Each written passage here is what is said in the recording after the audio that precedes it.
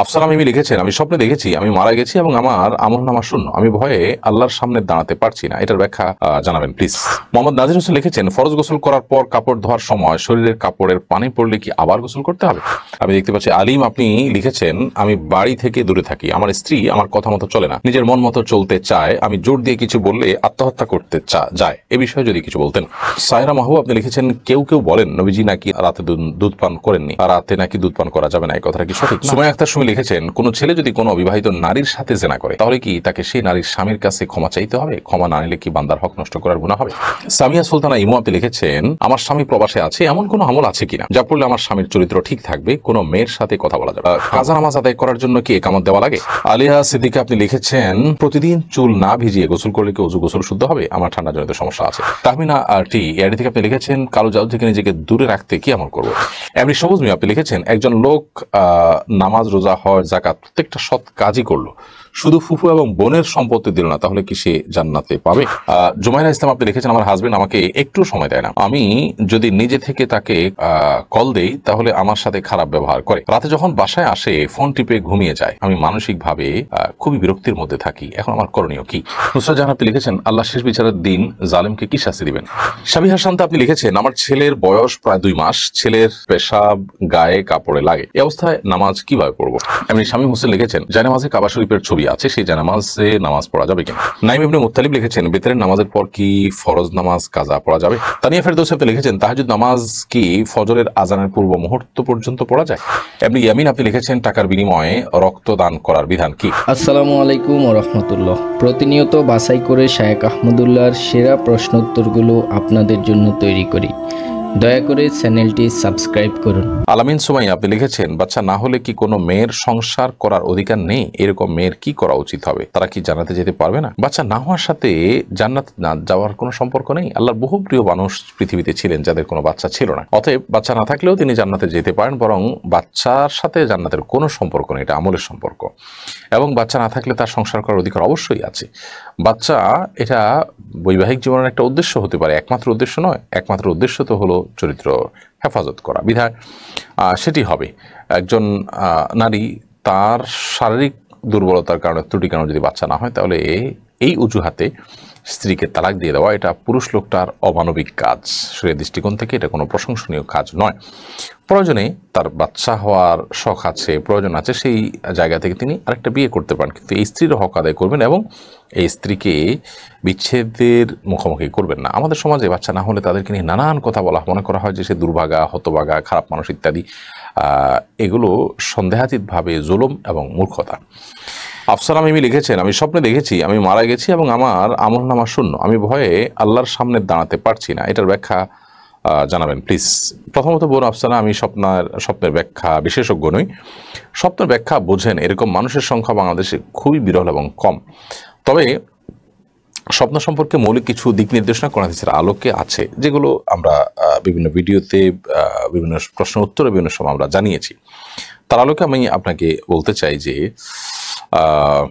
আপনার কাছে কোনো আমল, কোনো স্বপ্ন দেখার পর যদি ভয় কাজ করে, মনে হচ্ছে যে আপনি ভীত সন্ত্রস্ত হয়েছেন এবং আপনি এটার কোনো ক্ষতিকর দিকে ইঙ্গিত হচ্ছে, তাহলে সেক্ষেত্রে আপনি আল্লাহর কাছে ইস্তেগফার করবেন, এর ক্ষতি থেকে বাঁচার চেষ্টা করুন এবং দুর্বলতাকে কাটিয়ে ওঠার চেষ্টা করবেন। আমলনামা শূন্য দেখেছেন, আপনার কাছে এটার কারণে যদি ভয় মনে হয়, আপনি এখন তওবা নাসুহা করে আপনার আমলনামাকে সমৃদ্ধ করার, রিচ করার প্রচেষ্টা আপনি অব্যাহত রাখুন।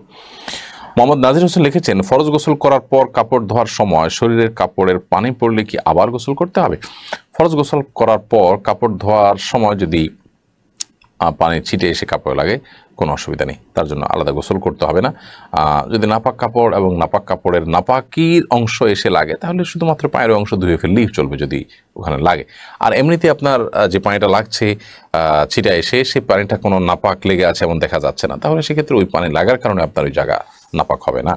আমি দেখতে পাচ্ছি আলিম আপনি লিখেছেন, আমি বাড়ি থেকে দূরে থাকি, আমার স্ত্রী আমার কথা মতো চলে না, নিজের মন মতো চলতে চায়, আমি জোর দিয়ে কিছু বললে আত্মহত্যা করতে যায়, এ বিষয়ে যদি কিছু বলতেন। দেখুন, কথায় কথায় আত্মহত্যার কথা বলা মানুষগুলোকে এক্সট্রা কেয়ার করতে হয়। তিনি যেন এটা দিয়ে আপনাকে ব্ল্যাকমেইল করতে না পারেন, সে বিষয়ে আপনার সতর্ক থাকা দরকার এবং খুব ট্যাক্টফুলি এই বিষয়গুলো সমাধান করা দরকার এবং তাকে দিনই কাউন্সিলিংটা খুব বেশি দেন। যিনি আত্মহত্যা করার কথা বলে নিশ্চয়ই তার দিনই বুঝ নেই, ধর্মীয় বুঝ নেই। আপনি ধর্মীয় সার্কেলে, ধর্মীয় সেক্টরে, ধর্মীয় আবহে তাকে আপনি নেওয়ার চেষ্টা করুন এবং তাকে সেখানে উঠা বসা, সেখানকার কাউন্সেলিং গ্রহণ করা, সেখানকার নসিহা উপদেশগুলো গ্রহণ করার জন্য আপনি উৎসাহিত করুন এবং চেষ্টা করুন। এগুলো করলে আশা করা যায় তার মধ্যে এই ধরনের যে প্রবণতা সেটি কমে যাবে। এটা হলো মূল সমাধান। যদি দিন দিতে পারেন, নিজে দিনের পথে আসুন, তাকে দিনের পথে নিন। আল্লাহকে যদি চিনে যায়, আখিরাতকে চিনে যায়, তাহলে সেটা কোনোদিন বলতে পারে না আত্মহত্যা করা তো হারাম ইসলামে, এবং এটা ভয়াবহ শাস্তির কথা। আত্মহত্যা তো সে করতে পারে যে মনে করে যে আত্মহত্যা করলে আমার দুনিয়ার কষ্টটা দূর হয়ে যাবে, এই কষ্ট থেকে আমি বেঁচে যাব। যে মনে করে যে আত্মহত্যা করলে বরং দুনিয়ার কষ্ট যেটা আছে তার চেয়ে তার বড় কষ্টে আমি ঢুকবো, প্রবেশ করবো, তাহলে সে তো আত্মহত্যা করতে পারে না। এই জন্য ইমানদার কোনো আত্মহত্যার কথা বলতেই পারে না। এটা প্রমাণ করছে যে তিনি দিনের বিষয়ে একেবারেই গাফেল। তাকে দিন অন্য সব চিন্তা বাদ দিয়ে তাকে কোরআন হাদিসের পথে পরিচালিত করুন, নিজে সে পথে চলুন, সেরকম সার্কেলে যান, নিজের ফ্যামিলিতে দিনদারিতার চর্চা বাড়ান। ইনশাআল্লাহ এটা হলো সমাধানের মূল পথ। এর পাশাপাশি আপনার তার অভিভাবকদের শরণাপন্ন হন, তাদের সহযোগিতা নিন, পরিবারের অন্যান্যদের সহযোগিতা নিয়ে আপনি এই সমস্যার সমাধান করার চেষ্টা করুন। আল্লাহ তাআলা তৌফিক দান করুন। সায়রা মাহবুব আপনি লিখেছেন, কেউ বলেন নবীজি নাকি রাতে দুধ পান করেননি, রাতে নাকি দুধ পান করা যাবে না। এই কথাটা কি সঠিক? না, কোরআন হাদিসে এরকম কোনো কথা আছে বলে আমার জানা নাই যে রাতে দুধ পান করা যাবে না, দিনে পান করতে হবে। দুধ হালাল জিনিস, রাতে দিনে যে কোনো সময় আপনি পান করতে পারেন। এর জন্য স্বাস্থ্যগত কোনো বিশেষ নির্দেশনা থাকে এটা ভিন্ন বিষয়। অভিজ্ঞতার আলোকে বা বৈজ্ঞানিক গবেষণা যদি কোনো এর অপকারের দিক প্রমাণ থাকে তাহলে সেটা ভিন্ন বিষয়, সেটা আপনি আমলে নিতে পারেন। বাট কোরআন হাদিসের আলোকের কোনো কথা বলা হয়নি যে রাতে দুধ পান করা যাবে না। নবী সাল্লাল্লাহু আলাইহি ওয়াসাল্লাম রাতে করেননি, দিনে করেছেন, রাতে করতে নিষেধ করেছেন, এরকম কোনো কথা নেই। সুমাইয়া আক্তার সুমি লিখেছেন, কোনো ছেলে যদি কোনো অবিবাহিত নারীর সাথে জেনা করে তাহলে কি তাকে সেই নারীর স্বামীর কাছে ক্ষমা চাইতে হবে? ক্ষমা না নিলে কি বান্দার হক নষ্ট করার গুনাহ হবে? কোনো ব্যক্তি যদি বিবাহিত নারীর সাথে জেনা করে তো এটা আল্লাহর জমিনে সবচেয়ে জঘন্য অপরাধগুলোর একটি। এটার জন্য তিনি আল্লাহ তাআলার কাছে মাপ চাইবেন। মানুষের কাছে মাপ চাইতে গেলে সেটা নিশ্চয়ই হিতে বিপরীত হওয়ার আশঙ্কা অনেক জোরালো। অতএব আল্লাহর কাছে মাপ চাইবেন এবং খাঁটি তওবা করবেন, এবং মাপ চাওয়াটা হবে সর্বোচ্চ লেভেলে মাপ চাওয়া। সারা জীবন এটার জন্য তার অনুতাপ কাজ করবে, অপরাধ বোধ তাকে তাড়িয়ে বেড়াবে, সেভাবে মাপ চাওয়া উচিত। সামিয়া সুলতানা ইমু আপনি লিখেছেন, আমার স্বামী প্রবাসে আছে, এমন কোনো আমল আছে কিনা যা পড়লে আমার স্বামীর চরিত্র ঠিক থাকবে, কোনো মেয়ের সাথে কথা বলা যাবে না? হ্যাঁ বোন, আমল অবশ্যই আছে। প্রবাসী স্বামীর চরিত্রকে ঠিক রাখবার জন্য দেশে থাকা স্ত্রীর জন্য করণীয় আমল হলো, স্ত্রী স্বামীকে প্রথমত দ্রুততার সাথে প্রবাস জীবন শেষ করে যেন দেশে চলে আসেন এবং চাহিদাকে সীমিত করে ফেলেন, সেজন্য তাগাদা দিবেন। সীমাহীন ভাবে টাকা পয়সা উপার্জন করার জন্য যে আমরা মরিয়া হয়ে পড়ি এবং যুগ যুগ ধরে বিদেশে যে কাটানোর প্রবণতা আমাদের মধ্যে আছে, এটা মানুষের চরিত্র নষ্টের জন্য বড় অংশে দায়ী। অতএব এই কাজটা আপনি করেন, এটা আপনার আমল যে আপনার স্বামীকে লিমিটেড চাহিদা সেটা পূরণ করে তাড়াতাড়ি দেশে ফিরে আসার জন্য উদ্বুদ্ধ করেন, দেশে এসে হালাল উপার্জন যেন করতে পারেন, সহযোগিতা করবেন। দ্বিতীয়ত, আপনি সম্ভব হলে যদি সেখানে যাওয়ার কোনো উপায় থাকে তাহলে সেক্ষেত্রে আপনি সেখানে যান। আপনি নিজেরটা নিজে যদি বলতে না পারেন তাহলে কোনো আলেমের শরণাপন্ন হন, যাতে করে তিনি এটা বুঝেন যে স্বামী স্ত্রী একাকী দুজন দু জায়গায় থাকা ইসলামের শরীয়তের দৃষ্টিকোণ থেকে ভালো বিষয় না, বরং দুজন একত্রে থাকার যেন চেষ্টা করেন। আর পাশাপাশি নিজে প্রতি যেন তিনি আকৃষ্ট, অর্থাৎ আপনার প্রতি যেন তিনি আকৃষ্ট থাকেন, সেজন্য আপনি আপনার সাধ্যের সবগুলো পন্থা অবলম্বন করবেন যাতে করে তিনি সেদিকে না যান। সেই সাথে সোশ্যাল মিডিয়া এগুলোর ব্যবহার করে সতর্ক থাকবেন, তাকে সতর্ক রাখবেন, দিনই চেতনা তার মধ্যে বৃদ্ধি করবেন, কাজগুলো আপনি করবেন। সে সাথে আল্লাহ তাআলার কাছে দোয়াও করবেন, আল্লাহ তাআলা সহজ করবেন। কাজা নামাজ আদায় করার জন্য কি ইকামত দেওয়া লাগে? কাজা নামাজ যদি আপনি কয়েকজন মিলে আদায় করেন তাহলে সেক্ষেত্রে অবশ্যই ইকামত দিয়ে জামাতের সাথে আদায় করবেন। নবী করিম সাল্লাল্লাহু আলাইহি ওয়াসাল্লামের জীবনে একবার ফজরের নামাজ কাজা হয়েছিল সফরে, সবাই ঘুমিয়ে পড়েছিলেন, ওই একবারই কাজা হওয়ার ঘটনা আমরা জানি তার নামাজ, এবং সেটি তিনি আদায় করার সময় আযান ইকামত দিয়ে যথারীতি সবাইকে নিয়ে জামাতে নামাজ আদায় করেছেন। আর যদি একাকী হয় তাহলে সেক্ষেত্রে আপনি আপনার মতো আদায় করবেন। আলিয়া সিদ্দিকা আপনি লিখেছেন, প্রতিদিন চুল না ভিজিয়ে গোসল করলে কি ওযু গোসল শুদ্ধ হবে? আমার ঠান্ডাজনিত সমস্যা আছে। প্রতিদিন গোসল করা তো ফরজ না। আপনার ফরজ গোসল যেদিন হবে সেদিন আপনাকে চুল ভেজাতে হবে, প্রয়োজনে গরম পানি দিয়ে আপনি গোসল করবেন এবং দ্রুততার সাথে শুকানোর চেষ্টা করবেন। আর যদি নর্মাল গোসল হয়, সাধারণ প্রতিদিনের যে গোসল সেটা যদি হয়, বা শুক্রবারের সুন্নত গোসল হয়, তাহলে সেক্ষেত্রে আপনার চুল ভেজাতে অসুবিধা হলে আপনি চুল না ভেজালেন, গোসল করে ফেলেন, গোসল তো হবেই, কোনো সমস্যা নেই। আর ওযুর জন্য তো আর চুল ভেজানো জরুরি না, মুখ ধৌত করলেন এবং মাথার উপরে ভিসা হাত শুধু বুলিয়ে নিলেন, তাতেই তো হয়ে যাবে, মাসে করলে হয়ে যাবে। শারমিন আক্তার তিশা আপনি লিখেছেন, আমাদের কোনো ভাই নাই, আমার বাবা মায়ের বয়স হয়ে গেছে, আমার বোনেরা সবাই বিবাহিত, আমি ঘরে বসে অনলাইনে একটা কাজ করি, সেটা সৎ পথেই, সেটাকে আমি আমার বাবা মাকে দেই, কিন্তু আমার স্বামী জানে না, এতে কি আমার গুনাহ হবে? যেহেতু আপনার বাবা মার বয়স হয়েছেন, তাদের চলতে অসুবিধা হয়, এরকম যদি হয় তাহলে সেক্ষেত্রে তাদেরকে আপনি আপনার উপার্জন থেকে টাকা দিতে পারেন, বা চলতে অসুবিধা না হলেও আপনি তাদেরকে উপহার হিসেবে দিতে চাচ্ছেন, দিতে পারেন। ঘরে বসে আপনি অনলাইনে জব করছেন, স্বামীর সংসারের বা স্বামীর প্রতি যে দায়িত্ব কর্তব্য আছে সেগুলো আদায় কোনো ত্রুটি না করে আপনি যদি শরিয়ার পর্দা মেনটেন করে আপনি অনলাইনে উপার্জন করতে চান, করতে পারেন, কোনো অসুবিধা নেই। স্বামী না জানলে আপনার গুনাহ হবে না, যেহেতু স্বামীর কোনো অধিকার আপনি নষ্ট করছেন না এবং শরিয়ার কোনো বিধান আপনি লঙ্ঘন করছেন না। তাহমিনা টি এআইডি থেকে আপনি লিখেছেন, কালো জাদু থেকে নিজেকে দূরে রাখতে কি আমল করব? সকাল সন্ধ্যার আমলগুলো করবেন। সকাল সন্ধ্যার আমলের আমাদের যে বইটা আছে সেটা, বা এটার অডিও ভার্সন আছে আমাদের ফেসবুক পেজ এবং ইউটিউব চ্যানেলে, এটা শুনলেন, মুখস্থ করলেন, এবং এই দোয়াতে যত বেশি নিজেকে আপনি অভ্যস্ত করবেন, নিয়মিত পড়বেন, ইনশাআল্লাহ বিদিনা তত বেশি আপনার এই সমস্ত ব্ল্যাক ম্যাজিক ইত্যাদি বেঁচে থাকা সহজ হবে ইনশাআল্লাহ। এমনি সবুজ মিয়া আপনি লিখেছেন, একজন লোক নামাজ, রোজা, হজ, যাকাত প্রত্যেকটা সৎ কাজই করলো, শুধু ফুফু এবং বোনের সম্পত্তি দিল না, তাহলে কি সে জান্নাত পাবে? দেখুন, আপনি নামাজ, রোজা, হজ, যাকাত সবই করলেন, কিন্তু ফুফুদের হক, বোনদের হক আপনি দিলেন না, তাহলে সেক্ষেত্রে আপনি নামাজ তো পড়লেন, কিন্তু নামাজের মতোই আরও একটা বড় গুরুত্বপূর্ণ ফরজ কাজ থেকে আপনি বেঁচে থাকলেন, বা সেটি থেকে আপনি দূরে থাকলেন, তো সেটার জন্য অবশ্যই আপনাকে আল্লাহর কাছে জবাবদিহিতার মুখোমুখি হতে হবে। বরং নামাজে ত্রুটি থাকলে সেটার ক্ষমার সম্ভাবনা যতটা জোরালো ছিল, ফুফু এবং বোনের সম্পত্তি না দেওয়ার কারণে তার ক্ষমার সম্ভাবনা ততটা জোরালো নয়, বরং সেটার জন্য অবশ্যই আল্লাহর কাছে আপনাকে পাকড়াও হতে হবে। এটা অত্যন্ত ভয়াবহ বান্দার হক।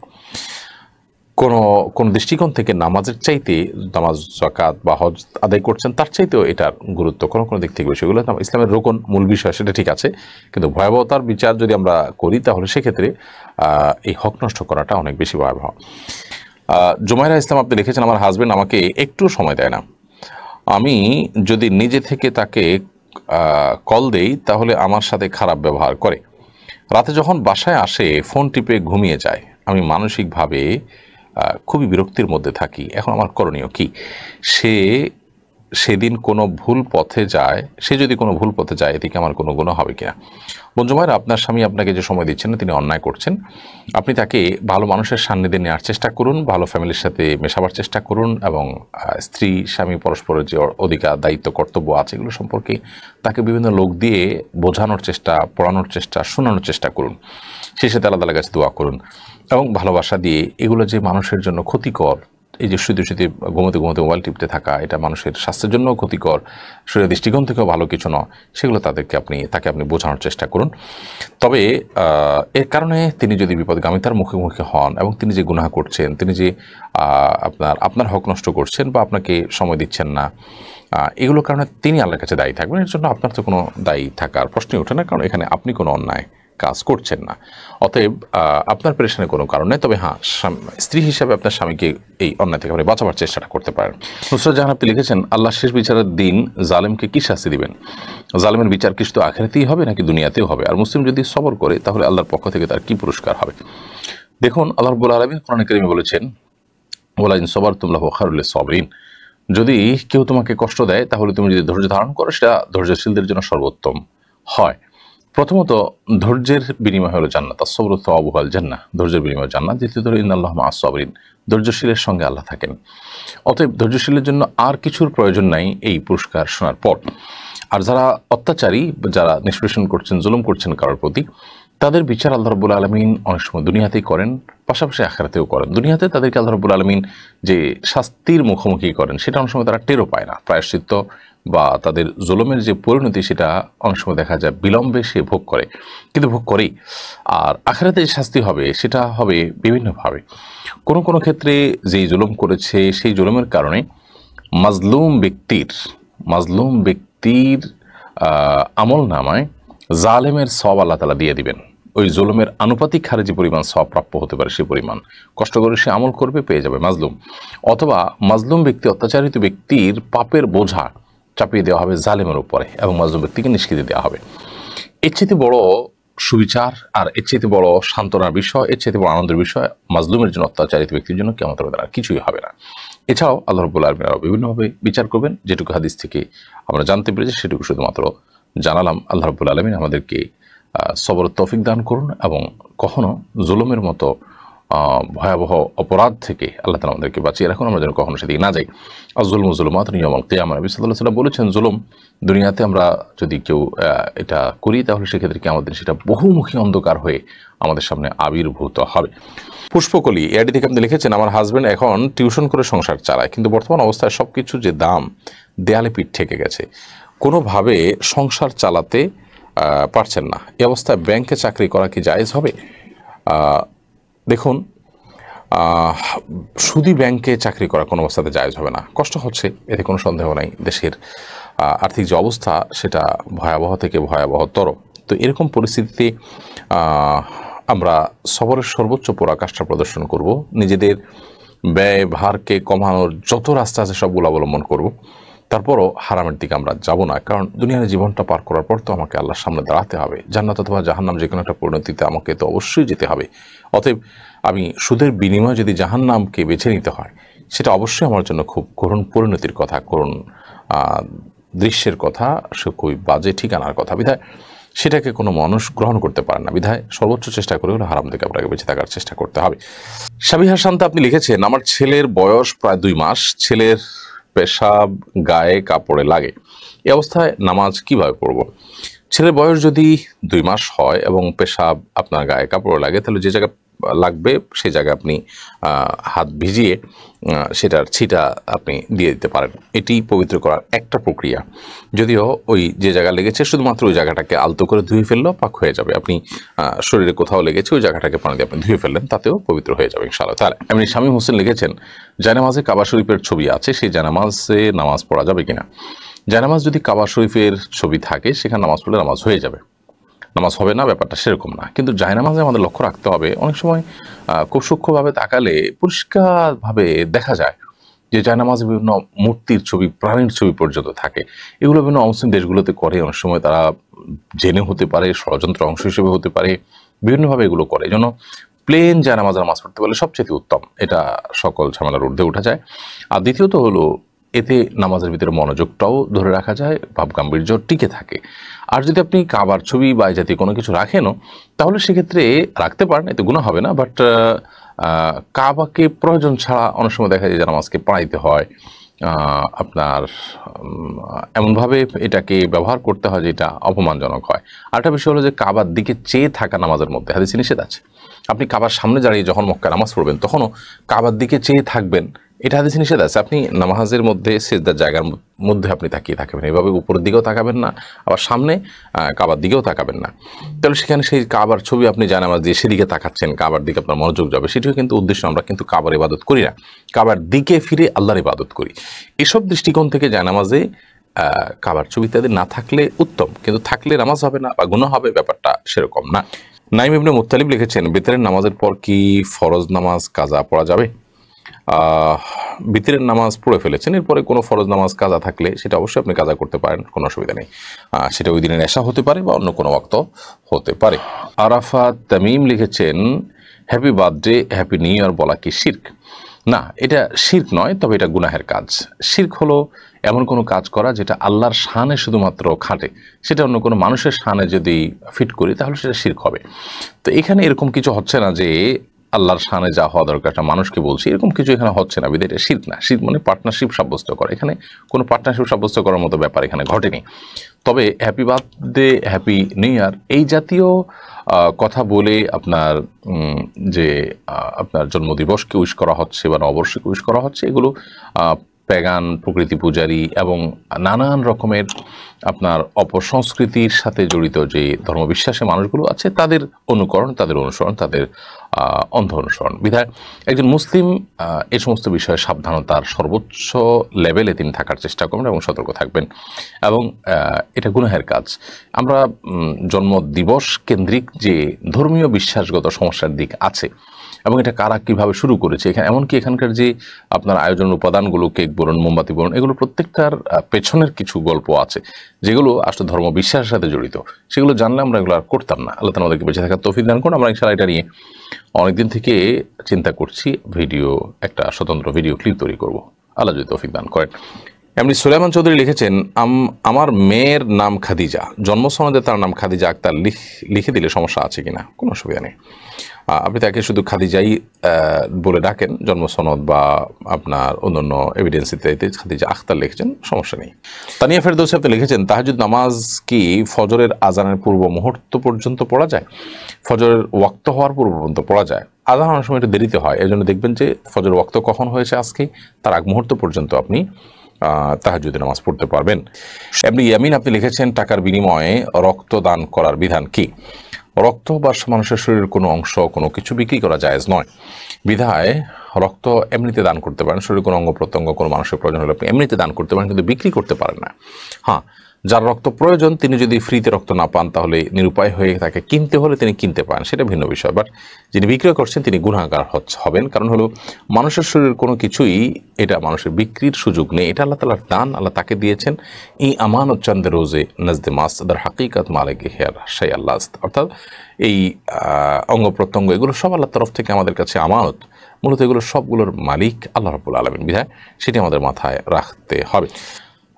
এরপরে শ্রাবণী ইসলাম লিখেছেন, আমার হাঁটুতে ব্যথা, হাঁটতে কষ্ট হয়, দুনিয়াবি কাজ করি অনেক কষ্ট করে, পা ভাঁজ করে বসতে পারি না, কিভাবে নামাজ পড়বো? বন্ধু শ্রাবণী, হাঁটুতে ব্যথার কারণে যে আপনার হাঁটতে কষ্ট হয়, চলাফেরা করতে অসুবিধা হয়, পা ভাঁজ করে বসতে পারেন না, অতএব আপনি অহেতুক নিজেকে কষ্ট দিবেন না, বরং আপনি দাঁড়িয়ে নামাজ পড়বেন। রুকু এবং সিজদা যদি করতে পারেন করবেন, যদি করতে না পারেন তাহলে আপনি চেয়ারে বা কোনো কিছুতে দাঁড়ানোটা দাঁড়িয়ে করবেন, এরপরে চেয়ারে বসে বাকিটা ইশারায় আপনি করবেন। আর যদি রুকু ঠিকমতো করতে পারেন তাহলে রুকুটাও ঠিকমতো করবেন। সিজদার সময় শুধুমাত্র চেয়ারে বসে বা কোনো কিছুতে বসে আপনি একটু ঝুঁকে সিজদা নিয়ত করে আপনি সিজদা করবেন, ইনশাআল্লাহ আপনার নামাজ হয়ে যাবে। ইলিয়াস হোসেন আপনি লিখেছেন, শীতকাল চলে এসেছে, শহরে এখনও পুরোপুরি শীত না পড়লেও গ্রামে ভালোই শীত অনুভূত হচ্ছে, শীতকাল আমাদের বিশেষ কি আমল আছে? দেখুন, শীতকালের অনেকগুলো আমল এবং করণীয় আছে। এর ভিতরে একটা হলো শীতকালের দিনগুলো ছোট থাকে, আমরা চাইলে দিনের বেলা নফল রোজা রাখতে পারি। নবী সাল্লাল্লাহু আলাইহি ওয়াসাল্লাম বলেছেন, আল গানিমাতুল বারদা আস-সাওমু ফি শীতা, শীতল সুবর্ণ সুযোগ হলো শীতের সময় নফল রোজা রাখতে পারা, বিধায় আমরা সেটি রাখার চেষ্টা করব। এবং রাত বড়, সেজন্য রাতে একটু তাহাজ্জুদ পড়ার চেষ্টা করব, এটা শীতের একটা বড় আমল। আর শীত উপলক্ষে শীত এবং শীতের ঠান্ডা এবং গ্রীষ্মের গরম এগুলো জাহান্নামের ভাব, বুখারীর হাদিস সেটি বলছে।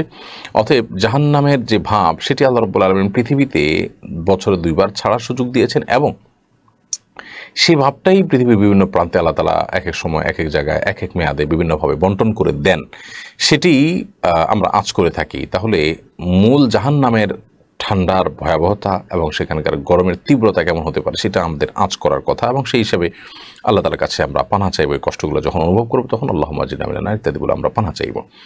তৃতীয়ত, শীত উপলক্ষে আমরা অজুর যত্ন নেব। অজুর যত্ন কয়েকভাবে নেব। প্রথমত, অজু করতে গিয়ে আমাদের শরীরের কোনো অংশ যেন শুকনা থেকে না যায়, সেজন্য আঙ্গুলের চিপা, পায়ের গোড়ালি, গিরা, কনুই, কানলতি ইত্যাদি এগুলোতে পানি পৌঁছাবার জন্য ভালো করে ডলে আমরা চেষ্টা করব পানি পৌঁছতে।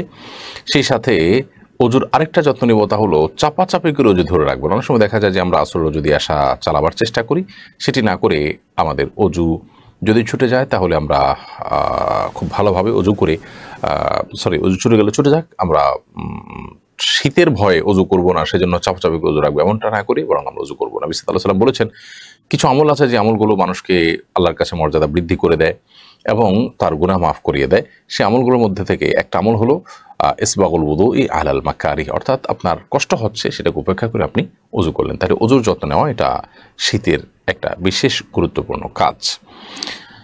চতুর্থত, শীতকে কেন্দ্র করে আমরা যে কাজ করতে পারি তা হলো শীত বস্ত্র বিতরণ করা। গরিব অসহায় মানুষের মাঝে শীত বস্ত্র বিতরণ করব, যাতে করে তারা শীতের কষ্ট অনুভব করতে না পারে। আমাদের বাসা বাড়িতে অতিরিক্ত শীতের কাপড় থাকলে সেগুলো সুন্দর করে পরিষ্কার করে আমরা অন্যান্য অভাবী গরিব মানুষকে দিয়ে দেওয়ার চেষ্টা করবো ইনশাআল্লাহ তাআলা।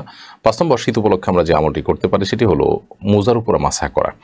আপনার যদি পূর্ণাঙ্গ উজু করেন, যেখানে মুখ হাত ধুলেন, পাও ধৌত করলেন, মাথা মাসে করলেন, এরপরে অজু অবস্থায় আপনি যদি মুজো পরেন, চামড়ার মোজা কিংবা কাপড়ের মোজা হলে সেটা শর্ত সাপেক্ষে অনেক স্ট্রং, অনেক মজবুত, নর্মাল মোজা না, তাহলে সেক্ষেত্রে আপনি বাসা বাড়িতে থাকা অবস্থা 24 ঘন্টা পর্যন্ত সে মোজা না খুললে যতবার আপনার উযু ভাঙবে আপনি যদি হাত মুখ ধুয়ে মোজার উপর মাসা করলে আপনার হয়ে যাবে, পাও না ধুলেও চলবে। এটি একটা আমল এবং শীতে এটি বেশি করার সুযোগ তৈরি হয়, সেজন্য এটাকে শীতের আমল বলেছে। এছাড়া শীত উপলক্ষে আরও কিছু বিষয় আছে, যেমন অনেকে আছে চাদর মুড়ি দিয়ে নামাজ পড়ে মুখ ঢেকে, এটা যেন না হয়, মুখটা খুলে আমরা নামাজ পড়বো ইনশাআল্লাহ তাআলা। সরওয়ার আলম আপনি লিখেছেন, আমার পরিচিত এক ব্যক্তি আছেন যিনি বাড়ির কাছে মসজিদে থাকা এবং মসজিদে যাওয়ার সুযোগ থাকা সত্ত্বেও মসজিদে না গিয়ে 5 ওয়াক্ত নামাজ প্রতিদিন নিজ রুমে কয়েকজন মিলে জামাত আদায় করেন। এতে কি নামাজ আদায় হবে? দেখুন, মসজিদে মুসলমানদের সাথে জামাতে নামাজ পড়া উচিত এবং আলাদা জামাত করে নামাজ পড়ার ভিতরে কল্যাণ নেই। যদি আপনার বাড়ির পাশে থাকা মসজিদে ইমাম সাহেব শিরকে আকবরে লিপ্ত হয়, বড় শিরকে লিপ্ত হন, তিনি অমুসলিম হন, তাহলে সেক্ষেত্রে ভিন্ন কথা, আপনি অন্য মসজিদে গেলেন। বাট সেরকম কিছু যদি না হয় তাহলে সেক্ষেত্রে ইমাম সাহেব যত খারাপ হোক, মসজিদ কমিটি যত খারাপ হোক, যতক্ষণ মধ্যে তারা মুসলমান আছেন, ইসলামের গণ্ডিতে আছেন, শিরকে আকবর না করছেন, ততক্ষণ পর্যন্ত আপনি জামাত তরক করার কোনো সুযোগ নেই। হ্যাঁ, যদি তাদের এখানে নামাজ পড়তে আপনার অসুবিধা মনে হয় বা নানা কারণে আপনি এটাকে অযথার্থ মনে করে থাকেন, তাহলে অন্য মসজিদে যাবেন, কিন্তু আলাদা রুমের মধ্যে এভাবে জামাত করবেন না। হাজ্জাজ বিন ইউসুফ পাপিষ্ঠ ছিল, সাহাবীদেরকে হত্যা করত। তার মতো এরকম জালিম শাসক তার ইমামতিতে তার পেছনে জামাতের সাথে মসজিদে নামাজ পড়েছেন সাহাবা ইকরাম, তারা কিন্তু আলাদা জামাত করেননি। অতএব এভাবে আলাদা জামাত করা এটা শরিয়ার কোনো নির্দেশিত পথ পন্থা নয়। ইনফেরিয়র ম্যান এডি থেকে আপনি লিখেছেন, কিভাবে মৃত্যুর ভয় মনে ধারণ করব? কবরে একটু বেশি বেশি করে যাবেন এবং মৃত্যু যন্ত্রণায় কাতর বা মৃত্যুর মুখে পতিত মানুষগুলোর পাশে থাকার চেষ্টা করবেন। হসপিটালের বেডে কাতরাচ্ছে সে মানুষগুলোর কাছে যাওয়ার চেষ্টা করবেন। এই কাজগুলো মৃত্যুর স্মরণ হতে আমাদেরকে সাহায্য করে। এছাড়া মৃত্যু নিয়ে বিভিন্ন গুরুত্বপূর্ণ বক্তব্য লেখা, কোরআনের আয়াত, জীবনের বাস্তবতা, এগুলোকে নিয়ে আমরা একটু চিন্তা করতে পারি, একাকী নির্জনে কিছু সময় কাটাতে পারি। আল্লাহর সৃষ্টি একাকী অবলোকন করা, দেখা, সেগুলোর মাধ্যমে আমরা মৃত্যুর স্মরণ আনতে পারি। মৃত্যুর মতো বাস্তব বিষয় তো আমাদের জীবন আর কিছু নেই। এটা যদি আমাদের কাছে অবিশ্বাস্য মনে হয় বা এটা যদি আমাদের স্মরণে আসতে কষ্ট হয়, তাহলে সেটা তো খুবই দুর্ভাগ্যজনক বিষয়। এজন্য আমরা একাকী থাকার চেষ্টা করব। সেই সাথে বস্তুবাদের মধ্যে, ভোগবাদের মধ্যে আমরা ডুবে থাকার কারণে মৃত্যুর কথা আমরা অনেক সময় ভুলে যাই। তো এই জন্য এগুলোর থেকে আমরা কিছু সময়ের জন্য হলেও সরার চেষ্টা করব। ইনশাআল্লাহ বিদিল্লাহ মৃত্যুর স্মরণ আসতে সাহায্য করবে। এরপর তামান্না ইসলাম আপনি লিখেছেন, গুল ব্যবহার করার বিধান দয়া করে জানাবেন। গুল ব্যবহার করা অবশ্যই গুনাহের কাজ, অবশ্যই জায়েজ নয়। তামাক, সেটা আপনি মুখে দিচ্ছেন, এটা এক প্রকারের নেশা এবং মানুষের জন্য ক্ষতিকর। নানা কারণে ইসলামের দৃষ্টিকোণ থেকে এটি ব্যবহার করা জায়েজ নয়। এই বদভ্যাস আমাদের ত্যাগ করা উচিত। সুমাইয়া সারা দিঘি এর দিকে আপনি লিখেছেন, এখন অনলাইনে ইমাম মাহদি নামেও একজন লোককে দেখা যাচ্ছে, এটা কতটুকু সত্যি? দেখুন, ইমাম মাহদি তো অনলাইনে আসার কথা না, ইমাম মাহদি অফলাইনে আসার কথা এবং মক্কাতেই তার আবির্ভাব হওয়ার কথা। অতএব এই জাতীয় ফেক ইমাম মাহদির নাম ধারণ করে বা তার আইডি ধারণ করে বা কোনোভাবে প্রচারণা করলে আমরা সেগুলোতে প্রতারিত হব না, আমরা সতর্ক থাকবো। আল্লাহ আমাদেরকে সেই তৌফিক দান করুন। এমনি তাইয়ুব আপনি লিখেছেন, আমি মসজিদের ক্যাশিয়ার, মসজিদের ক্যাশ থেকে বাড়ির কেউ ধার চাইলে কি দেওয়া যাবে? ভাই তাইয়ুব ভাই, অবশ্যই মসজিদের টাকা আপনি কাউকে ধার দিতে পারেন না, এমনকি আপনি নিজেও সেটা ভাঙতে পারেন না। এটি আমানত আপনার কাছে, যদি আপনি কাউকে টাকা দেওয়ার সুযোগ নেই। সাইফুল ইসলাম আপনি লিখেছেন, 1 বিঘা জমি 1 বছরের জন্য কন্ট্রাক্ট করে নেওয়া যাবে কিনা? 1 বিঘা জমি 1 বছরের জন্য আপনি ব্যবহার করবেন বা আপনি চাষাবাদ করবেন, নিতে পারেন। তাহলে সেক্ষেত্রে আপনি ভাড়া দিয়ে দিবেন, ভাড়া 1 বছরের জন্য ভাড়া ধার্য করে সেটি দিয়ে আপনি নিতে পারেন, কোনো অসুবিধা নেই। শিউরি খান আপনি লিখেছেন, আমার স্বামী মারা গিয়েছেন, অফিস থেকে এবং তার কলিগরা আমাকে কিছু টাকা দিয়েছেন, এই টাকার ভাগ কি তার ভাইয়েরা পাবেন? বোন শিউলি, আপনার স্বামী মারা যাওয়ার পরে এই টাকাটা যদি আপনাকে তারা একান্তে দিয়ে থাকেন, তাহলে এটাতে অন্য কারোর কোনো অধিকার নেই, পুরোটাই আপনার। প্রথমে তাদেরকে আপনি জিজ্ঞাসা করতে হবে, এটা আমাকে দিয়েছেন নাকি তার ভাই ব্রাদার সবাইকে ভাগযোগ করে দিতে হবে। ওনারা যেই মর্মে দিয়েছেন সেই মর্মে এটি ব্যয় করতে হবে, কারণ আসল ওয়াকিফে কানাসে সারা, যিনি দাতা তিনি যে উদ্দেশ্যে দিয়েছেন সেই উদ্দেশ্যে আপনাকে খরচ করতে হবে, সেইভাবেই আপনাকে খরচ করতে হবে। অতএব তিনি যদি আপনাকে দিয়ে থাকেন স্পেশালি ডেকে এবং এটা আপনার জন্য দেন, আপনার বাচ্চা কাচ্চার জন্য দেন, তাহলে সেক্ষেত্রে আপনি আপনার বাচ্চা কাচ্চার জন্য ব্যয় করবেন। সেক্ষেত্রে মৃত ব্যক্তির ভাই বোনকে দেওয়া জরুরি না। মৃত ব্যক্তি মূলত কোনো সম্পদ রেখে গেছেন, তার নিজের সম্পদ, যেমন তার প্রভিডেন্ট ফান্ডের টাকাটা তার সম্পদ বা অন্য জমি জমা কিনেছেন, ব্যাংক ব্যালেন্স আছে, সেগুলো অবশ্যই তার রক্ত সম্পর্কে আত্মীয় যারা আছেন তাদের মধ্যে আনুপাতিক হারে বন্টন হবে। সেই হিসেবে ভাই পেতেও পারেন, আবার নাও পারেন। এটি নির্ভর করবে তার আত্মীয় স্বজন কে বেঁচে আছেন কে নাই তার উপরে। আলামিন হোসেন নয়ন আপনি লিখেছেন, যারা শুধু মনের কষ্ট দিয়ে কথা বলে তাদের শাস্তি কি?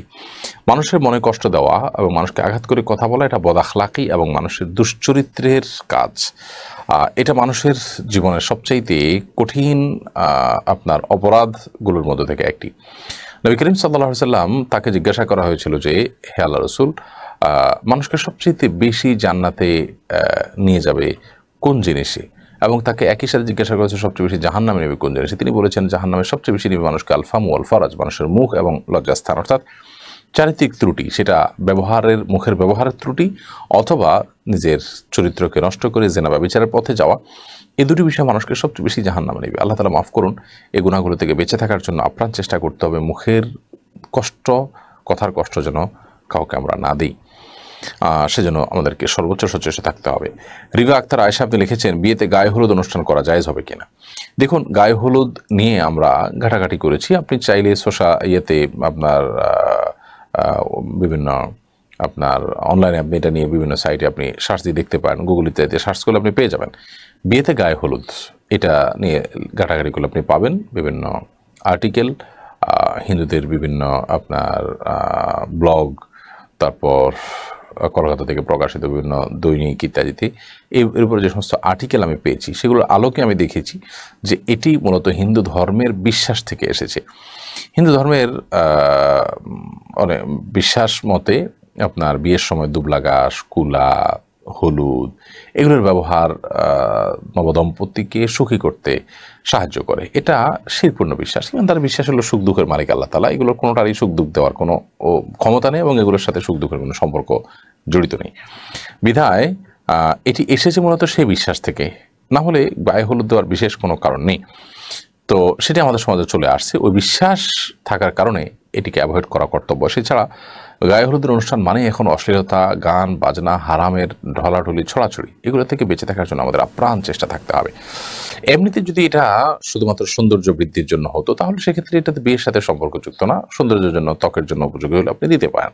বাট এটাকে কেন্দ্র করে যে আনুষ্ঠানিকতা হয়ে থাকে, যে ঘটা হয়ে থাকে, গান বাজনা ইত্যাদি এবং নারী পুরুষ মাখামাখি এবং খুব বিশ্রী এবং অশ্লীল একটা দৃশ্যের অবতারণা হয়ে থাকে, সেসব কারণে এগুলো কোনো মুসলমানের বিয়েতে কোনো দিনই শোভনীয় হতে পারে না। কিন্তু দুঃখজনক এগুলো আজকাল আমাদের সমাজে একেবারে বিয়ের অবিচ্ছেদ্য অংশে পরিণত হয়েছে। আল্লাহ তাআলা আমাদেরকে এই সমস্ত হারাম এবং নাজায়েজ কাজগুলো থেকে এবং কুসংস্কারজন্য কাজগুলো থেকে বেঁচে থাকার তৌফিক দান করুন। ইতন্নুর আপনি এডি থেকে লিখেছেন, যুবক যুবতীরা কিভাবে জীবন কাটালে হারাম সম্পর্ক থেকে বেঁচে থাকতে পারবে? দেখুন, হারাম সম্পর্ক থেকে বেঁচে থাকার জন্য হারাম থেকে দূরে থাকতে হবে। আল্লাহ বলেছেন, ওয়া তাকরাবুজ জিনা, তোমরা জিনার কাছেও যেও না, তার মানে দূরে থাকতে হবে। যেখানে যুবক যুবতীদের মিশ্রণের ব্যাপারটি ঘটবে সেখান থেকে দূরে থাকতে হবে। ছেলেরা ছেলেদের স্কুলে, মেয়েরা মেয়েদের স্কুলে পড়বে, ছেলেরা ছেলেদের মাদ্রাসা, মেয়েরা আমাদের মাদ্রাসা পড়বে, মানে এখানে মিশ্রণ যেন না ঘটে সেটি লক্ষ্য রাখবে। এবং আলাদা আলাদা পড়ার মধ্যে কল্যাণ অনেক বেশি। নটরডেমে শুধু ছেলেরা পড়ছে, আপনার বিক্রমনেসে শুধু মেয়েরা পড়ছে, পড়াশোনাতে খারাপ হচ্ছে না, অনেক ভালো হচ্ছে। অতএব এইটাই হলো সঠিক এবং স্বকীয় পন্থা। বিধায় এটা হলো চরিত্রকে রক্ষা করবার জন্য, হারাম সম্পর্ক থেকে বাঁচার জন্য সবচেয়ে গুরুত্বপূর্ণ পদক্ষেপ। এর পাশাপাশি সোশ্যাল মিডিয়া ইত্যাদিতেও যাতে মেয়েদেরকে মানে একান্ত প্রয়োজন না হলে বন্ধু তালিকায় আনা, মাহারাম না হলে গায়ে মাহারামদের সাথে চ্যাটিং না করা, তাদের আইডিতে না যাওয়া, তাদের পোস্ট ইত্যাদি রিঅ্যাক্ট ইত্যাদি না করা, এগুলোকে অ্যাভয়েড করা। অর্থাৎ ওই যে বলেছি, হারাম থেকে, জেনা থেকে যত দূরে থাকা যাবে তত আপনি গুনাহ থেকে বাঁচাটা সহজ হবে। শাইলা নাহার আপনি লিখেছেন, মহিলার কি মিডিয়াম শব্দ করে কোরআন তেলাওয়াত করতে পারবে? তাতে কি পাপ হবে? যদি গায়ে মাহারাম কারোর কানে আওয়াজ যাওয়ার আশঙ্কা না থাকে, আপনি আপনার বাসায় আছেন, কক্ষে আছেন, আপনি উচ্চস্বরে তেলাওয়াত করতে পারেন, কোনো অসুবিধা নেই। আপনার আওয়াজটা গায়ে মাহারামের কানে না পৌঁছালেই হলো, আপনি উচ্চস্বরে তেলাওয়াত করতে কোনো শরীয়ী দৃষ্টিকোণ থেকে বিধিনিষেধ নেই। মাসুমা ইয়াসমিন আপনি লিখেছেন, মাসুমা নাম রাখা যাবে কিনা? মাসুমা শব্দের অর্থ নিষ্পাপ নারী। তো এখানে আক্ষরিক অর্থে নিষ্পাপ বোঝানো হয়, তার মানে তিনি মানে মোটা দাগে বড় পাপ করেন না, ভালো মানুষ, এই টাইপের আর কি। তো নামের মধ্যে নাম রাখাতে কোনো সমস্যা দেখছি না। বিশেষ করে কেউ যদি এই বিশ্বাস থেকে রাখে যে তিনি কোনো পাপ কাজ করেন না, সকল পাপ কাজের ঊর্ধ্বে, তাহলে ভিন্ন কথা। কিন্তু এই বিশ্বাস থেকে তো কেউ রাখে না আসলে। এম আব্দুল কাইয়ুম আপনি লিখেছেন নামাজে মন অন্যদিকে চলে গেলে করণীয় কি? নামাজে মন অন্যদিকে চলে গেলে যখনই আপনি টের পেয়েছেন সাথে সাথে মনটাকে ফিরিয়ে আনবেন এবং নামাজের রোকনগুলোকে রুকু সিজদা দাঁড়ানো বৈঠক এগুলোকে যত দীর্ঘ করবেন, যত সময় নিয়ে করবেন, তত ইনশাআল্লাহ নামাজের ভিতরে মনোযোগ ধরে রাখা আপনার জন্য সহজ হবে। শাহিদা আল আফরুজ এই আইডিতে আপনি লিখেছেন, আমার বাড়ি পঞ্চগড়, শীতে আমার হাঁচি হয় প্রচুর, আমার বয়স 25, ঠান্ডাজনিত অ্যালার্জিও আছে, ফজরে ওযু না করে তায়াম্মুম করে নামাজ পড়া যাবে কিনা? বোন শাহিদা, যদি অ্যালার্জির সমস্যা হয় তাহলে সেক্ষেত্রে আপনি ঠান্ডা পানি দিয়ে ওযু না করে গরম পানি দিয়ে ওযু করবেন। একটা ফ্লাস্ক রাখলেন, সেই ফ্লাস্কে আপনি গরম পানি করে রাখলেন, সেটা মিশিয়ে আপনি ওযু করলেন। অর্থাৎ বিকল্প পথ আমাদের সামনে আছে। তায়াম্মুম তখন করা যাবে যখন পানি ব্যবহার করার কোনো সুযোগ থাকবে না, পানি গরম করার কোনো উপায় নাই, যে পানি আছে এটা ব্যবহার করলে আপনি মারা যাওয়া কিংবা স্থায়ী রোগ বেঁধে যাওয়া কিংবা অঙ্গহানি হওয়ার আশঙ্কা আছে, অর্থাৎ খুব সীমাহীন কষ্ট হবে, এরকম হলে তখন আপনি এটি করতে পারেন। কিন্তু যতক্ষণ পর্যন্ত বিকল্প পথ আছে খোলা, কোনোভাবে আপনি বিকল্প ব্যবহার করতে পারেন, তাহলে সেক্ষেত্রে তায়াম্মুম করার সুযোগ কিন্তু থাকে নাই। রিবা আক্তার আয়েশা আপনি লিখেছেন, বিয়েতে দেখা যায় ছেলেকে মেয়ে পক্ষ থেকে স্বর্ণের আংটি দিয়ে থাকে। যেহেতু ছেলেদের স্বর্ণ পরিধান করা নিষিদ্ধ, তাই বিয়েতে ছেলেকে স্বর্ণ দেওয়ার এই প্রচলনটা কতটুকু সঠিক? স্বর্ণের আংটি দেওয়া মানে সে পড়বে এমন না, স্বর্ণের আংটি সে বিক্রি করে টাকা নিতে পারে, তার স্ত্রীকে, তার মাকে, বোনকে, অন্য কাউকে দিতে পারে। সে অপশনটা যেহেতু খোলা আছে সেই হিসাবে দেওয়া যায়। আর যদি মনে হয় যে ছেলের ভিতরে সে হিতাহিত জ্ঞান নাই, বরং আংটি দিলে সে নিজেই পড়তে পারে, তাহলে সেক্ষেত্রে এরকম জায়গায় আংটি দেওয়া উচিত না, সেখানে এই উপহার দেওয়া থেকে বিরত থাকতে হবে। আমার দেশে বেশিরভাগ মানুষেরই এই হিতাহিত জ্ঞান না থাকার কারণে এটা দেওয়া থেকে বিরত থাকা উচিত। আর যদি এমন হয় যে না ছেলে পড়বে না, বা তাকে জানিয়ে দেওয়া যায় যেটা তোমার জন্য পড়া নিষিদ্ধ শরীরের দৃষ্টিকোণ থেকে, তোমাকে উপহার দিলাম, তুমি অন্য কিছু বা অন্য কাউকে দিও অথবা কিছু করো, সেটা বেটার। কিন্তু এগুলো বলা বলে আসলে করা হয়ে ওঠে না, বা এটা বলাটা নানা দিক থেকে জটিলতা তৈরি করে। এই জন্য সে এই স্বর্ণের আংটি ব্যবহার করে হারামে লিপ্ত হতে পারে, সে আশঙ্কা থাকলে বিকল্প কোনো পথ দেখা উচিত উপহার দেওয়ার জন্য। তানজিনা শাকি আপনি লিখেছেন, আমার শ্বশুরের ব্রেন স্ট্রোক করেছে, 2 হাত মুখের এক পাশ ছাড়া সব প্যারালাইজড। আজান দিলে তিনি নামাজ পড়তে চেষ্টা করেন, ইশারা নামাজ পড়েনও, তাকে উযু করানো সম্ভব হয় না, ছোট বাচ্চাদের মতো কথা বুঝেন না, এতে ওনার নামাজ হবে কিনা? আল্লাহ তাআলা তার প্রতি রহম করুন এবং তাকে ক্ষমা করুন। যদি তাকে কোনোভাবে পবিত্র করানো যায়, কেউ হেল্প করে উযু করানো গেলে ভালো, উযু করানো যদি অসম্ভব হয় অন্তত তায়াম্মুম করায় দিলেন, এটুকু যদি করতে পারেন বেটার হয়। যদি সেটাও সম্ভব না হয় তাহলে ওই অবস্থাতেই নামাজ পড়বেন, কিন্তু যদি সুযোগ থাকে কোনোভাবে তাহলে সেটা করা উচিত। এমনি জুবাইর আপনি লিখেছেন, বাংলাদেশের অধিকাংশ কোম্পানির ড্রাইভারদের 7 থেকে 8,000 টাকা বেতন, যার কারণে ড্রাইভাররা তেল বিক্রি করতে বাধ্য হয়। বিষয় যদি কিছু বলতেন। আমি তো 15-20 হাজার টাকা নিয়েছি কোনো ড্রাইভার আজ পর্যন্ত দেখিনি। 7-8 হাজার টাকা বেতন ড্রাইভার আছে বাংলাদেশে, এটা তো মানে বিরল ঘটনা, এবং যদি থেকে থাকে খুবই দুঃখজনক। না, ড্রাইভাররা তাদের বেতন কমে যুক্তিতে তাদের জন্য তেল বিক্রি করা জায়েজ নয়। প্রয়োজনে তারা অন্য চাকরি খুঁজবে, অন্য জায়গায় যাবে, কিন্তু তাই বলে এই চাকরি করে আমার চল না বিধে আমি চুরি করব, এই যুক্তি কোনো অবস্থাতে গ্রহণযোগ্য নয়। হ্যাঁ, যে সমস্ত কোম্পানি তাদেরকে এই এত অল্প বেতন দিচ্ছেন যে বেতনে সে আসলে এই সমাজে চলতে পারে না, মানে বেঁচে থাকাটা তার জন্য দায় হয়ে যায়, তারা অবশ্যই অন্যায় করছেন, সেটা ভিন্ন বিষয়। তার শুভ আহমেদ অবাক এডি থেকে আপনি লিখেছেন, নামাজের সম্পূর্ণ মনোযোগী হবার উপায় জানাবেন, উপকৃত হব। নামাজে পরিপূর্ণভাবে মনোযোগের জন্য প্রথমত নামাজের যথেষ্ট আগে থেকে অন্য সব বিষয় থেকে আপনি ফারিগ হয়ে নামাজের জন্য ফ্রি হয়ে যান। সকল ব্যস্ততা থেকে ফ্রি হয়ে মসজিদে আগেভাগে চলে আসেন, একটু বসেন, অপেক্ষা করেন নামাজের জন্য। এবং দ্বিতীয়ত হলো নামাজের যে দোয়া সূরা কেরাতগুলো পড়ছেন সেগুলোর অর্থটা একটু বোঝার চেষ্টা করুন এবং সেগুলো মনে মনে চিন্তা করার চেষ্টা করুন। তৃতীয়ত নামাজের যে রোকনগুলো আছে সেই রোকনগুলোকে যতটুকু সম্ভব একটু লম্বা সময় নিয়ে ধীরে ধীরে ধীরে ধীরে করার চেষ্টা করুন, তাহলে ইনশাআল্লাহ নামাজের ভিতরে মনোযোগ আসবে, আল্লাহ চাহেন তো। আসমা খাতুন আপনি লিখেছেন, কোনো বিধর্মীর সাথে সুসম্পর্ক রাখা ও তাকে আমাদের ধর্মে আসার জন্য দোয়া করা যাবে কিনা? একজন হিন্দু লোকের সাথে অন্যায় হতে দেখে তাকে সাপোর্ট করা যাবে কিনা? অবশ্যই বিধর্মী লোকের সাথে সুসম্পর্ক রাখতে পারেন, সামাজিক সৌন্দর্য থাকতেই পারে, এবং তাকে আমাদের মানে সঠিক ধর্মে সঠিক দিনে ফিরে আসার জন্য আল্লাহ তাআলার কাছে তো অবশ্যই দোয়া করবেন।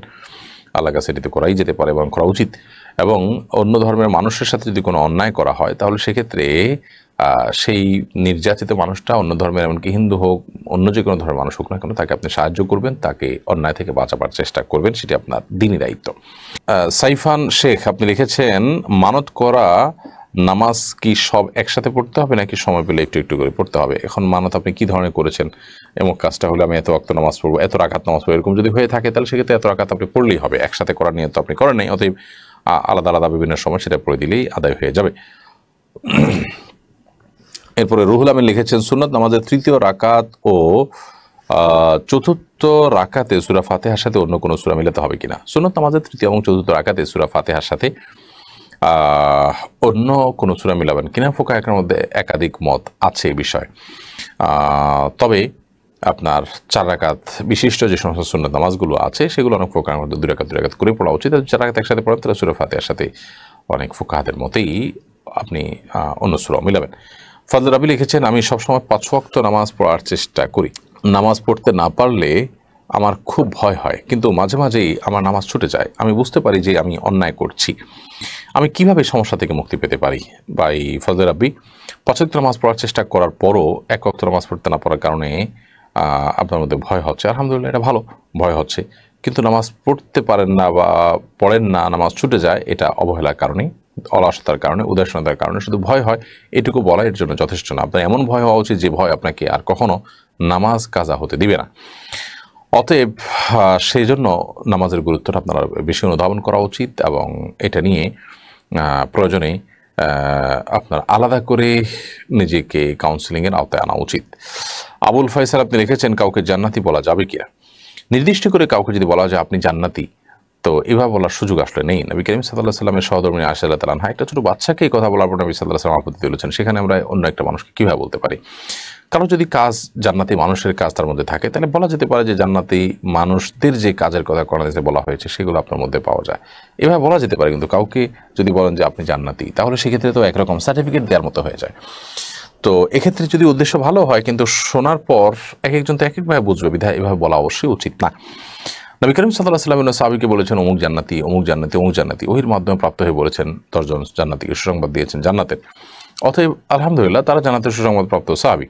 এর বাইরে আপনি কাউকে জান্নাতের সার্টিফিকেট দেওয়া কিন্তু কিংবা জান্নাতি তিনি এ কথা বলার আসলে কোনো সুযোগ আপনার আমার নেই। অতএব এসব বিষয়ে আমাদের দায়িত্বশীল মন্তব্য করা উচিত। ওমেনুরা মাহবুব আপনি লিখেছেন রোমের যদি হিন্দু হয় তাহলে কি ওই ঘরে নামাজ হবে? রোমের যদি অন্য ধর্মাবলম্বী হয় এবং তিনি যদি থাকেন অসুবিধা নেই, ওখানে নামাজ হবে। ওই ঘরে কোনো প্রতিমা আছে কিনা বা কোনো মূর্তি আছে কিনা, কোনো প্রাণীর ছবি আছে কিনা সেটা আপনি দেখবেন, যদি থাকে তাহলে অন্য কোনো কক্ষে নামাজ পড়বেন। আরফান KJH এআইডি থেকে আপনি লিখেছেন আমি অনেক অসুস্থ, একটু দোয়া করবেন আমার জন্য প্লিজ, আল্লাহ তাআলা আপনার প্রতি রহম করুন ভাই, আমরা অবশ্যই আপনার জন্য দোয়া করি। ফাতেমা আজরা আপনি লিখেছেন হিন্দু পুরুষ মানুষকে কি আমরা মুসলিমরা দাদা বলতে পারবো? হিন্দু কেউ যদি আপনার প্রতিবেশী হোক, পরিচয় হোক, তাকে আপনি দাদা বলেন, দাদা মানে ভাই, কোনো অসুবিধা নেই। এমডি শাহপুরান এরতে আপনি লিখেছেন আহমদীদের সাথে বিয়ে দেওয়া যাবে কিনা? অবশ্যই যাবে না, কারণ আহমদী বলতে কাদিয়ানি যাদেরকে বলা হয়, কাদিয়ানিরা অমুসলিম, সারা বিশ্বের সমস্ত ওলামা ইকরামের একমত যে কাদিয়ানিরা মুসলমান না, বিধায় তাদের সাথে বিয়ে শাদীর সম্পর্ক করার কোনো সুযোগ নেই। এইও আমান আপনি লিখেছেন আমার ব্যাংক অ্যাকাউন্ট থেকে কিছু সুদ জমা হয়, যেহেতু সুদ হারাম সেহেতু আমি সুদগুলো কোথায় দিতে পারি? দেখুন, ব্যাংক অ্যাকাউন্টে যে সুদের টাকা জমা হয়েছে সেই সুদের টাকা আপনি কোনো গরিব দুঃখীকে সওয়াবের নিয়াত করা ছাড়া দান করে দিবেন। মোহাম্মদ নাজিমুদ্দিন লিখেছেন হাত কেটে গেলে হাতের কাটা অংশ না ভিজিয়ে ওযু করা যাবে কিনা? হাতের কোথাও কেটে গেছে, পায়ের কোথাও কেটে গেছে, তাহলে যে জায়গা কেটে গেছে ওই জায়গাটা আপনি ব্যান্ডেজ দিয়ে রেখেছেন, তাহলে অন্য জায়গা ধোবেন, জাস্ট ব্যান্ডেজের উপর দিয়ে ভেজা হাত মুছে নেবেন, তাতে হয়ে যাবে। আর যদি ব্যান্ডেজ দেওয়া না থাকে, খোলা থাকে, তাহলে সেক্ষেত্রে ওখানে পানি লাগলে যেতে অসুবিধা হবে। অতএব তার বাইরের অন্য সব জায়গাগুলো ধোবেন, জাস্ট ওই জায়গাটায় আলতাভাবে আপনি রাখবেন এবং সম্ভব হলে তার উপর দিয়ে ভেজা হাত বুলিয়ে নেবেন, জাস্ট এতটুকু ভেজা হাতকে ঝেড়ে তারপর একটু বুলিয়ে নেবেন, ইনশাআল্লাহ একটু যথেষ্ট হবে। আবার আপনার যদি কষ্ট হয় এইভাবে একদম লাগায় আপনাকে ডলতে হবে এমনটা জরুরি না। আনিসুর রহমান লিখেছেন যদি হস্তমৈথুন থেকে বেঁচে থাকার কিছু কার্যকরী উপায়ের কথা বলতেন তাহলে উপকৃত হতাম, নিজের সর্বোচ্চ চেষ্টা করার পরও পারছি না। ভাই আনিসুর রহমান, বিয়ের উপযুক্ত হলে সবচেয়ে বড় এবং প্রধান কার্যকর উপায় হলো বিয়ে করে ফেলা এবং এর জন্য প্রয়োজনীয় সকল উদ্যোগ গ্রহণ করা, বা আমাকে কনভিন্স করা, উপার্জন শুরু করা, উপার্জন করে সেই উপার্জনের টাকা সাধ্য অনুযায়ী আপনার বিয়ে করার চেষ্টা করা, চাহিদাকে ছোট করা, যাতে করে বিয়ের পথটা সুগম হয়, এটা হলো সবচেয়ে বড় উপায় বাঁচার। আর এর পাশাপাশি বিভিন্ন হারাম জিনিস দেখা, এটার সকল পথ বন্ধ করে ফেলা, মোবাইলটাকে সেল করে ফেলা, একটা বাটন ফোনে চলে যাওয়া এবং সোশ্যাল মিডিয়া থেকে সরে যাওয়া, অর্থাৎ যে বিষয়গুলো আপনাকে এই হারামে উদ্বুদ্ধ করে সেখান থেকে সরে আসা। তৃতীয়ত নির্জনতা পরিহার করা, যে আমি নির্জন এক মুহূর্তের জন্য থাকবো না, কোনো কক্ষে, এমন কোনো জায়গা যেখানে আমাকে শয়তান প্ররোচিত করে এই সমস্ত অপকর্মে, সেখান থেকে বেঁচে থাকার চেষ্টা করতে হবে। শেষে আল্লাহ তাআলার কাছে চোখের পানি ফেলে দোয়া করা, কান্নাকাটি করা এবং আপ্রাণ চেষ্টা অব্যাহত রাখতে হবে যাতে করে এই গুনাহ থেকে, এই পাপাচার থেকে, এই হারাম কাজ থেকে আপনি বেঁচে থাকতে পারেন। আল্লাহ তাআলা আপনাকে আমাকে সবাইকে সব ধরনের গুনাহ থেকে বেঁচে থাকার তৌফিক দান করুন। সুলতানা ইয়াসমিন লিখেছেন, আমার বাবা দুরারোগ্য ব্যাধি ক্যান্সারে আক্রান্ত। আমি আমার বাবার জন্য সবসময় দোয়া করি। আমি কিভাবে আমার বাবার সুস্থতার জন্য দোয়া করতে পারি, দিক নির্দেশনা দিন। আমি আপনাদের সকলের কাছে দোয়া চাই। বোন সুলতানা ইয়াসমিন, আপনার কাছে, আপনার বাবার জন্য দোয়া করি আমরা। আল্লাহ রাব্বুল আলামিন তার প্রতি শান্তি বর্ষণ করুন, তাকে রহমতের চাদর আবৃত করুন, জান্নাত দান করুন, তার ভুল ত্রুটি মাফ করে দিন। এবং সেই সাথে আপনি নিজে আপনার বাবার জন্য চোখের পানি ফেলে, হাত তুলে, দোয়া কবুলের সময়গুলোতে, একাকী নির্জন সময়গুলোতে আপনি আপনার মতো করে দোয়া করতে থাকবেন, তার ক্ষমা প্রার্থনা করবেন, তার জন্য জান্নাতের আবেদন করবেন তার জন্য। ইনশাআল্লাহ বিদিনিল্লাহ আপনার এই কায়মন বাক্যের দোয়াই আল্লাহর কাছে যথেষ্ট হবে। দোয়ার আগে আল্লাহর প্রশংসা করবেন, দুরূদ পাঠ করবেন, যথেষ্ট ইনশাআল্লাহ এভাবে দোয়া করাটা। চলন হারিয়ে যায় আইডি থেকে লিখেছেন, ফজরের নামাজ মাঝে মাঝে কাজা হয়ে যায়, অনেক চেষ্টা করার পরও এর থেকে মুক্তি পাচ্ছি না, আমার করণীয় কি? ফজরের নামাজ মাঝে মধ্যে যদি কাজা হয়ে যায় তাহলে সেক্ষেত্রে এর থেকে মুক্তি পাওয়ার উপায় হলো রাতে তাড়াতাড়ি শোয়া।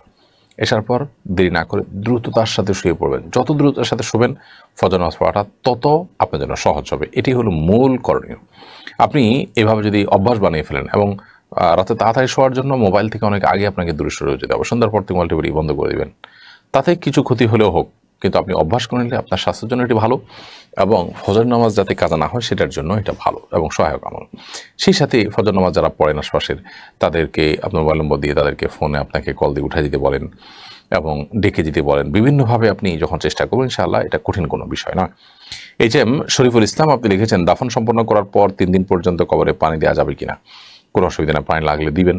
কবরের উপরে ঘাস আছে, অন্য কিছু আছে, এগুলো পানি লাগলে দিবেন। অথবা মাটি আছে, শুকনো মাটি, সেগুলো যাতে কামড়ে থাকে সেজন্য আপনি পানি দিতে পারেন, কোনো অসুবিধা নেই। পানি দিতেই হবে এমন কোনো কথাও নেই, আবার দেওয়া যাবে না এমন কোনো বিষয় নেই। ইশার ফারহান পৃথুল এআরডি থেকে আপনি লিখেছেন, ইশাকের নামাজ সম্পর্কে কিছু বলুন। সূর্য ওঠার 20-25 মিনিট পর যে নামাজ পড়া হয় এটাকে ইশাকের নামাজ বলা হয় এবং এই নামাজ যদি কেউ পড়েন, বিশেষ করে ফজরের পর আপন জায়গায় বসে জিকির আজকার করতে করতে অপেক্ষা করে তারপরে নামাজ যদি পড়েন, তাহলে সেক্ষেত্রে এর মাধ্যমে আল্লাহ রাব্বুল আলামিন একটি কবুল ওমরার সওয়াব দান করবেন। অনেক ফজিলতপূর্ণ একটি বিষয়। তরির রহমান আপনি লিখেছেন, স্কুলে ভর্তি হতে লটারির মাধ্যমে যে রেজাল্ট দেওয়া হয় সেটি কি ঠিক নাকি বেঠিক? কোনো অসুবিধা নেই, এই জাতীয় লটারি নিষিদ্ধ না। লটারি বলতে যেখানে জুয়া আছে, যে আপনি একটা টাকা দিয়ে অংশগ্রহণ করলেন এরপরে অনেক বেশি পেতে পারেন, পুরোটা মার যেতে পারে, এই টাইপের লটারি, সেটা নিষিদ্ধ। মোহাম্মদ রুবেল আপনি লিখেছেন, অসুস্থতা থেকে সুস্থতার জন্য কি আমল করবো? অসুস্থতা থেকে সুস্থতার জন্য আল্লাহ তাআলার কাছে দোয়া করতে থাকবেন, যত রকম দোয়া আছে দুরূদ পড়বেন, আল্লাহর প্রশংসা করবেন এবং স্বাভাবিকভাবে আল্লাহ তাআলার কাছে দোয়া করতে থাকবেন ইনশাআল্লাহ বিদিনিল্লাহ। এই দোয়াগুলো নিজের ভাষায় আপনি বলতে পারেন, মনে মনে আল্লাহ তাআলার কাছে নিবেদন করতে পারেন। তবে দুরূদ, ইস্তেগফার, দোয়া ইউনুস, এই আমলগুলো করে করে আল্লাহ তাআলার কাছে দোয়া করাটা দোয়া কবুলের ক্ষেত্রে অনেক বেশি সহায়ক ভূমিকা রাখে।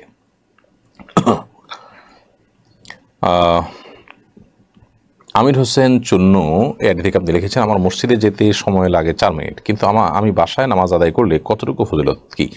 বাসায় নামাজ আদায় করলে অবশ্যই আপনি ফজিলত পাবেন না, মসজিদে গেলে যেটা ফজিলত পাবেন। 4 মিনিট 8 মিনিট যদি আপনার আসা যাওয়ার সময় লাগে, তো এই পুরো সময়টা ইবাদতে গণ্য হবে ইনশাআল্লাহ বিধান। এটা আপনার জন্য লসের কিছু নেই। শারমিন আক্তার মিম লিখেছেন, তাড়াতাড়ি সুস্থ হওয়ার কোনো দোয়া আছে কিনা? এটা আমরা একটু আগেই বলেছি। মির্জা এমডি আকরাম আপনি লিখেছেন, আমার জন্য দোয়া করবেন এবং কীভাবে পড়লে পড়া মনে থাকবে জানাবেন। আপনার জন্য দোয়া করি ভাই মির্জা, আল্লাহ তাআলা আপনাকে ভালো ছাত্র হওয়ার তৌফিক দান করুন, পড়ার জন্য মনে থাকে, বুঝে আসে সেই তৌফিক দান করুন। রাতে তাড়াতাড়ি ঘুমিয়ে ভোরে উঠে পড়ার চেষ্টা করবেন এবং অন্য মনস্ক হওয়ার যত পন্থা আছে, সোশ্যাল মিডিয়ার আসক্তি, মোবাইলের নেশা ইত্যাদি, এগুলো থেকে বেঁচে থাকার চেষ্টা করুন। বন্ধুবান্ধবের আড্ডা ইত্যাদি ঘুমানোর চেষ্টা করুন, মনোযোগ হওয়ার চেষ্টা করুন এবং বিসমিল্লাহ বলে আল্লাহর নাম নিয়ে পড়া শুরু করুন, দুরূদ শরীফ পড়ে পড়া শুরু করুন। ইনশাআল্লাহ বিদিনা পড়া মুখস্থ রাখা এবং মনোযোগ ধরে রাখাটা সহজ হবে। নাহার শিখা আপনি লিখেছেন, বিধবা স্ত্রী তার স্বামীর জন্য দোয়া করলে তা কতটুকু কবুল হবে? অবশ্যই কবুল হতে পারে। বিধবা স্ত্রী তার স্বামীর জন্য দোয়া করলে কবুল হওয়ার সম্ভাবনা অনেক জোরালো। আপন মানুষ কাগন বাক্যে যে কোনো দোয়াই আল্লাহ তাআলার কাছে কবুল হতে পারে, বিধায় স্ত্রী তার স্বামীর জন্য দোয়া করবেন। ঠিক একইভাবে স্ত্রী মারা গেলে স্বামীও সেই স্ত্রীর জন্য দোয়া করবেন, সে দোয়া অবশ্যই কবুল হওয়ার জোরালো সম্ভাবনা থাকতে পারে। সাথী এআডি থেকে আপনি লিখেছেন, আমার ইসলামিক জ্ঞান সীমিত, আমি কি পাড়া প্রতিবেশীদের দাওয়াত দিতে পারবো? যতটুকু জানেন ততটুকুর দাওয়াত দিবেন। নামাজ পড়া ফরজ জানেন, আল্লাহর পথে তাদেরকে ডাকবেন। অন্যান্য যেটুকু আপনি জেনেছেন শুধু সেটুকুর পথে আপনি দাওয়াত দিবেন। তাহজুদ্দিন আপনি লিখেছেন, সম্প্রতি একজন অভিনেত্রী আত্মহত্যা করেছেন। তিনি একাকী জীবনযাপন করতেন। আরেকজন যুবক ফেসবুকে লাইভ চালু রেখে আত্মহত্যা করেছেন। স্বেচ্ছা মৃত্যু আত্মহত্যা সম্পর্কে কোরআন সুন্নাহর আলোকে আলোচনা করবেন। দেখুন, আমরা খুব ভয়াবহ একটা সময় পার করছি এবং এই জাতীয় আত্মহত্যার ঘটনাগুলো প্রায় আমরা শুনতে পাই। কিন্তু অবাক করা বিষয় হলো, আমরা সেখান থেকে না শিক্ষা গ্রহণ করছি, না এগুলোর মূল কারণ আবিষ্কার করার চেষ্টা করছি। বিভিন্ন সামাজিক সংগঠনগুলো এটা নিয়ে কাজ করে, তাদের বিভিন্ন গবেষণা আছে, তারা বিভিন্ন কারণ বলে থাকেন, বেকারত্ব, টাকা পয়সার অভাব, এটা সেটা ইত্যাদি। এই কারণগুলোর অবশ্যই প্রভাব আছে, সন্দেহ নেই, অস্বীকার করবার সুযোগ নেই। তবে আমরা বলতে চাই এগুলো মূল কারণ না। আজ থেকে আপনি 50 বছর আগের বাংলাদেশের কথা যদি বলেন, তাহলে অভাব আরও বেশি ছিল, এত কাজের ক্ষেত্র ছিল না।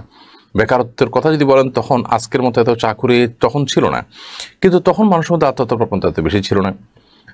তাহলে তারা কেন আত্মহত্যা কম করেছেন, এখন আত্মহত্যা বেশি হচ্ছে?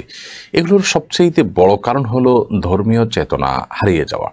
ধর্মীয় চেতনা যদি থাকে তাহলে সেক্ষেত্রে তার মধ্যে আত্মহত্যার প্রবণতা থাকার কথা না। হ্যাঁ, কোনো হুজুর আত্মহত্যা করছেন, কিন্তু সেটা মানে রেশিও যদি আমরা আনি, তাহলে সেক্ষেত্রে পার্সেন্টেজ আনলে হুজুরদের মধ্যে শতকরা নয়, বরং হাজারের মধ্যে 1-2 আত্মহত্যার ঘটনা কিন্তু ঘটে না। বাংলাদেশে এ ধরনের আত্মহত্যার ঘটনা প্রায় ঘটছে। এর আরেকটি বড় কারণ হলো তথাকথিত ব্যক্তি স্বাধীনতার এই স্লোগানটির অপব্যবহার। ইসলাম ব্যক্তি স্বাধীনতার কথা বলে, কিন্তু ব্যক্তি স্বাধীনতার নামে লাগামহীনতা, সীমাহীন ব্যক্তি স্বাধীনতা, কোনো প্রকার গণ্ডি না রেখে যা খুশি তা করার প্রবণতা, এটা মানুষকে আত্মহত্যার করতে অনেক সময় উদ্বুদ্ধ করে, যে আমার শরীর, আমার জীবন, এর সাথে তো মানে কারোর কোনো অধিকার জড়িত না, এটা আমার ব্যাপার, আমি যা খুশি তা করবো। আসলে কি তাই? আপনার জন্ম হয়েছে, আপনি বড় হয়েছেন, বেড়ে উঠেছেন, আপনাকে তিল তিল করে গড়ে তুলেছে যারা, তাদের কি কোনো দাবি নেই, কোনো কি অধিকার নেই? আপনি চাইলে শেষ করে ফেলতে পারবেন? আপনার মহান সৃষ্টিকর্তা আছে, তিনি আপনাকে সৃষ্টি করেছেন, আপনার তার কাছে জবাবদিহিতা আছে, আপনাকে তার কাছে জবাবদিহিতার কোনো ব্যাপার নেই? এই যে বিশ্বাসহীনতার জায়গা থেকে, কুফুরের জায়গা থেকে এ ধরনের লাগামহীন ব্যক্তি স্বাধীনতার কথা বলা হয়। ব্যক্তি স্বাধীনতা ভালো, কিন্তু লাগামহীন ব্যক্তি স্বাধীনতা এটা অনেক সময় আত্মহত্যার মতো এই বিষয়গুলোকে সহজ করে দেয়। ইসলাম পরিষ্কারভাবে আত্মহত্যাকে হারাম করেছে, এ বিষয়ে আমাদেরকে সতর্ক থাকতে হবে। আমরা সমাজে মাদক সহ অনেক অন্যায় অনাচার দেখি, এগুলোরও মূল কারণ হলো ধর্মীয় চর্চার অভাব।